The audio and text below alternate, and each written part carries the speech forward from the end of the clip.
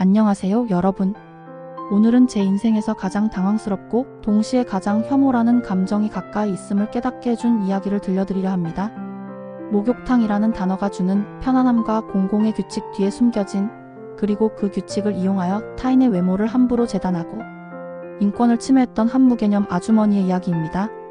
이 이야기는 겉모습만 보고 저를 남성으로 오인하여 저에게 차별과 모욕을 가했던 사건과 그에게 제가 선사한 완벽한 참교육의 전말을 다루고 있습니다. 제 이름은 유진가명, 저는 30대 초반의 평범한 여성입니다. 저는 어렸을 때부터 남성적인 외모라는 오해를 많이 받았습니다. 키가 크고 골격이 있으며 목소리가 낮은 편이라 종종 사람들이 저를 남자로 착각하곤 했습니다. 저는 이 사실을 크게 신경 쓰지 않으려 했지만 그 오해가 차별과 공격으로 돌아올 때는 견디기 힘들었습니다. 사건은 지난 주말 제가 동네 대형 목욕탕을 찾았을 때 벌어졌습니다. 저는 여느 때와 같이 당당하게 여탕 입구로 들어섰습니다. 카운터 직원은 제가 여자임을 알고 있었기에 아무 문제 없이 저에게 열쇠를 건네주었습니다. 그런데 제가 옷을 벗기 위해 탈의실로 들어서는 순간 안에서 옷을 갈아입고 있던 50대 중반으로 보이는 한 아주머니가 저를 보고 소리를 질렀습니다. 어머, 아저씨, 여기 남자 목욕탕 아니에요? 당신 지금 어딜 들어와요? 저는 너무 당황해서 저 여자 맞아요 라고 답했습니다. 하지만 그 아주머니는 저를 아래 위로 훑어보더니 무슨 여자가 저렇게 생겼어? 남자가 여자 행세하는 거 아니야? 당장 나가! 라며 저를 향해 심한 모욕을 퍼부었습니다. 주변에 있던 다른 여성 손님들까지 수군거리기 시작했습니다. 저는 돈을 내고 정당하게 들어온 손님이었지만 단지 외모 때문에 범죄자 취급을 당하는 끔찍한 상황에 놓인 것입니다. 저는 이대로는 안 되겠다고 생각했습니다. 저는 그 아주머니에게 외모 지상주의와 혐오가 얼마나 폭력적인 행동인지 확실히 깨닫게 해주고 싶었습니다. 저는 그 아주머니에게 굴하지 않았습니다. 아주머니가 저를 향해 당장 경찰에 신고하겠다 며 소리를 지르자 저는 좋습니다. 제가 먼저 신고하겠습니다. 저는 엄연한 여성이고 지금 성별과 인격 모독을 당하고 있습니다. 라고 단호하게 말하며 112에 신고 전화를 걸었습니다. 아주머니는 제가 진짜 경찰에 신고하는 것을 보고 당황했지만 여전히 자신의 주장을 굽히지 않았습니다. 저는 경찰관님이 오시기 전 아주머니에게 결정적인 질문을 던졌습니다.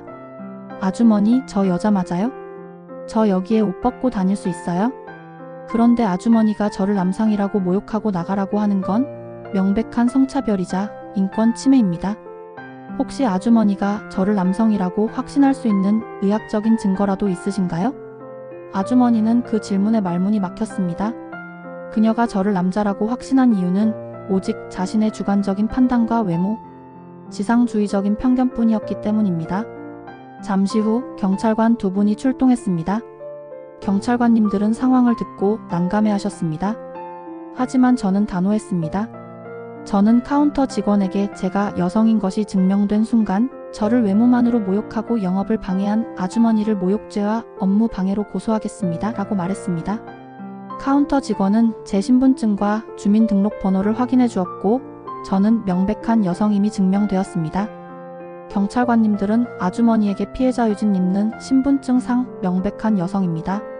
손님 아주머니의 행동은 타인의 인격을 모독하고 공공장소에서 소란을 피운 것입니다. 라고 설명했습니다. 아주머니는 자신이 틀렸다는 사실을 인정하고 싶지 않았지만 결국 경찰 앞에서 자신의 잘못을 시인했습니다. 저는 그 자리에서 고소장 접수를 강행했고 아주머니는 자신이 함부로 뱉은 말 때문에 경찰서로 연행되는 비참한 망신을 당했습니다.